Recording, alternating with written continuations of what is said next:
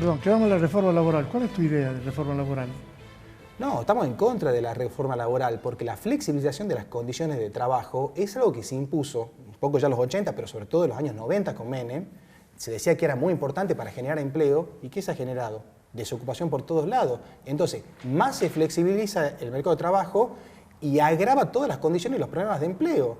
Entonces, claramente la salida a la solución no pasa por ahí. Yo digo, en vez de destinar tanto al pago de los intereses de la deuda, en vez de subsidiar a grupos como Gas Nor, como EDET, ¿por qué no ponemos un genuino plan de obras públicas en pie? ¿Por qué no industrializamos una vez por todas este país? ¿Saben lo que se crearía de empleo de esa manera? No lo decimos.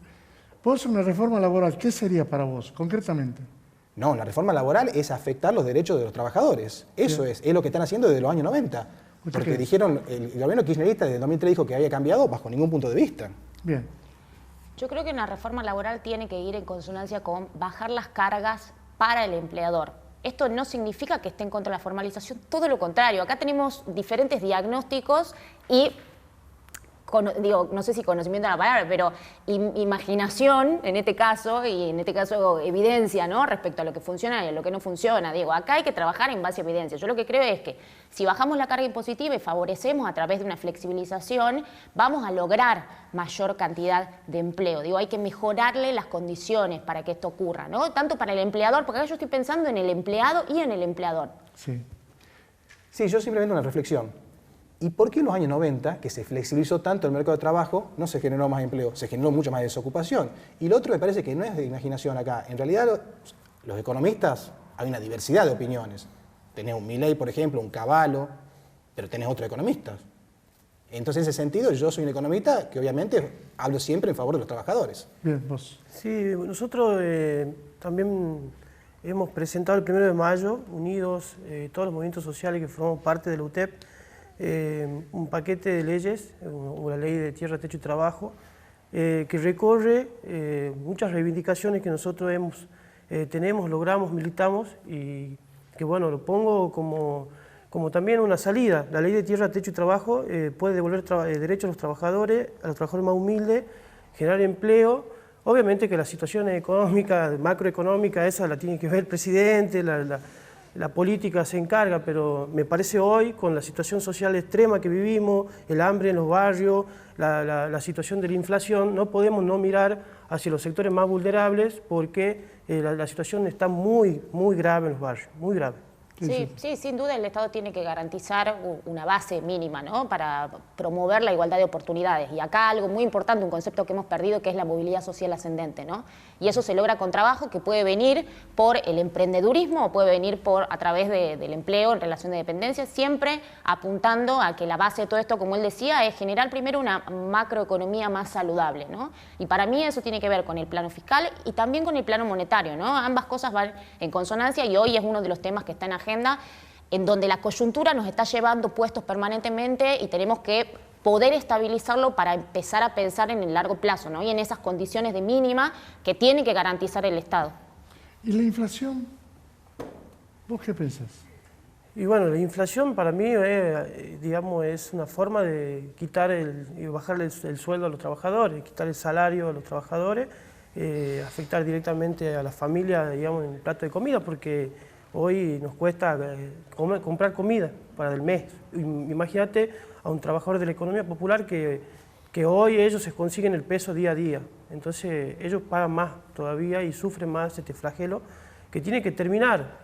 Tiene que terminar y bueno, hay que estabilizar esa situación para poder darle bienestar a nuestro pueblo. Creo que por ahí tenemos que trabajar también.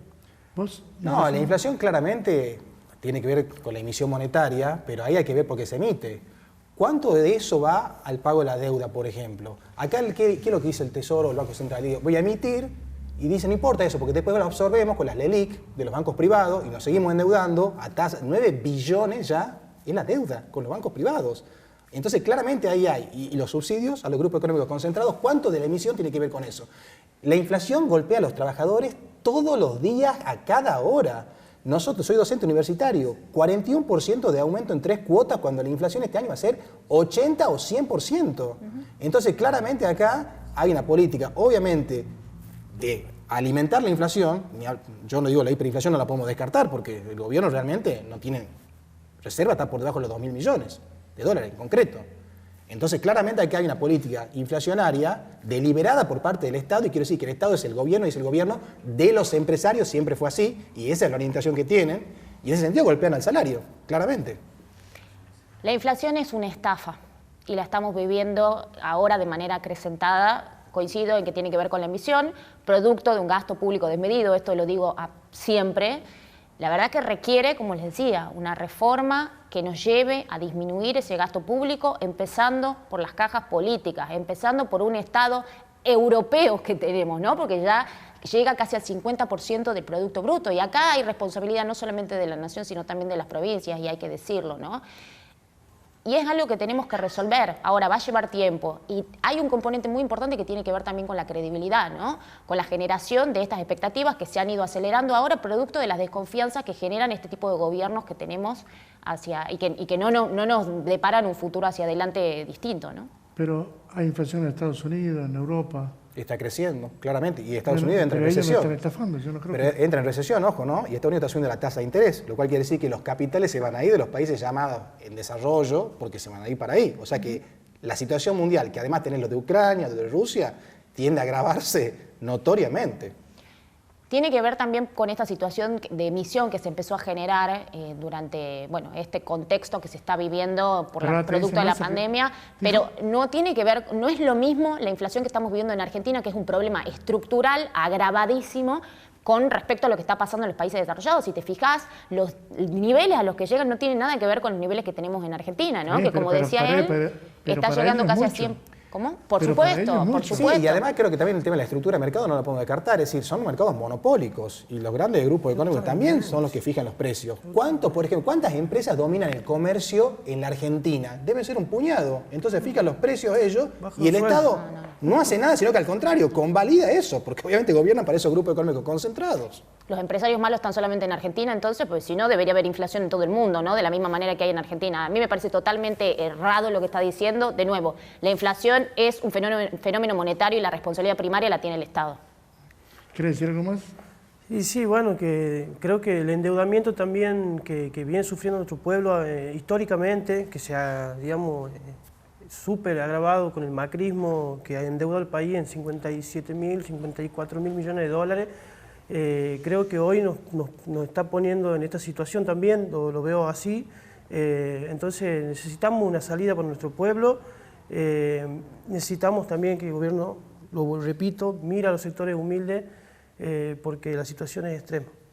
La pregunta es, por lo que veo ustedes no son optimistas en nada, ¿vos? Obviamente yo puedo ser optimista, entiendo de que nosotros desde el movimiento Evita vamos a seguir poniendo todo para que a este gobierno le vaya bien, vamos a seguir en los barrios más humildes trabajando por las personas que lo necesitan y esperamos poder desde el gobierno recibir alguna buena salida con respecto a lo que planteamos. La ley de tierra, techo, trabajo plantea el salario universal, que aquí lo podríamos recién discutir, que es una necesidad para nuestro pueblo, aquí lo planteaba recién Ariel. Necesitamos un salario universal para que los trabajadores de la economía popular tengan ese salario social que le permita complementar su salario. ¿Vos, Ariel? No, yo, optimista en el sentido de que el gobierno vaya a hacer algo a favor de los trabajadores, no tengo ese optimismo, porque el gobierno no gobierna para los trabajadores, gobierna para los empresarios, entonces responde a esa clase social. Pero es peronismo, Ariel. ¿Cómo? Ariel, esto es peronismo. Y claro, Menem también era peronista.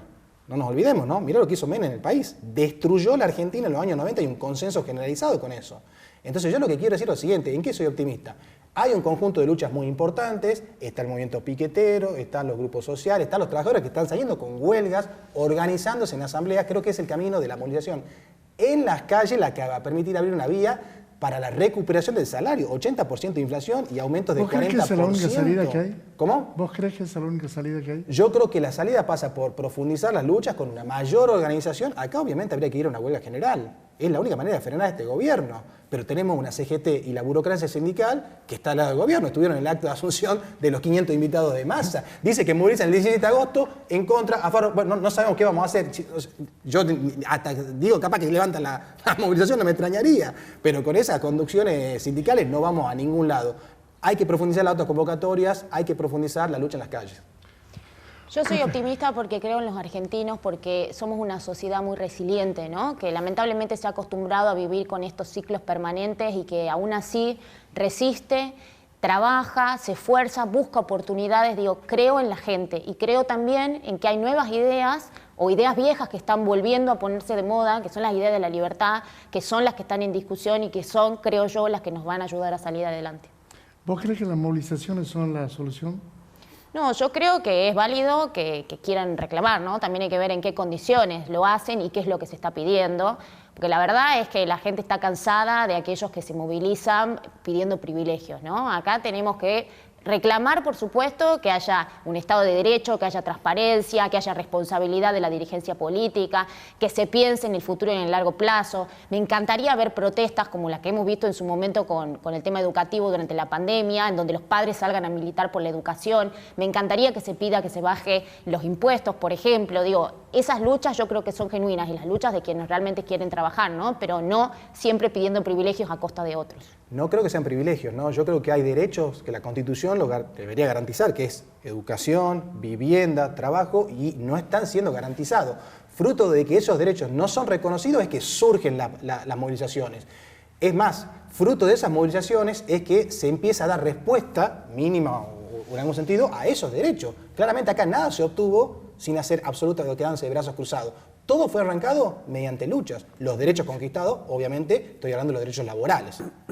Yo creo que está desnaturalizado el tema del reclamo, porque lo que vemos es que las organizaciones sociales, que quiero decir, dicho sea de paso, decir que forman parte de este gobierno, están totalmente politizadas, ¿no? Cuando vos le preguntas a las personas que van a marchar por qué están marchando, ni siquiera lo saben, ¿no? Entonces, hablemos en serio. Te cuento una experiencia. Presentamos una nota una vez en Desarrollo Social, no hay respuesta. Segunda nota, no hay respuesta. Tercera nota, no había respuesta. Dijimos, bueno, vamos mañana, movilizamos, vamos a la calle. Cortamos la calle, en 15 minutos teníamos garantizar la audiencia para pedir, escuchar, ollas y cucharones para un comedor. Bueno, realmente uno está obligado a actuar de esa manera para que se reconozcan los derechos. Acá ya es el derecho a alimentarse, o sea, lo mínimo de lo mínimo. Ya, uno más y terminamos. ¿Tenés? No, está bien. Bien, gracias. Gracias, Gracias a María usted. José. Gracias, Ariel. No, gracias a vos. Gracias, Novillo. Gracias por venir. De nada, gracias a vos. Hacemos una pausa, ya volvemos.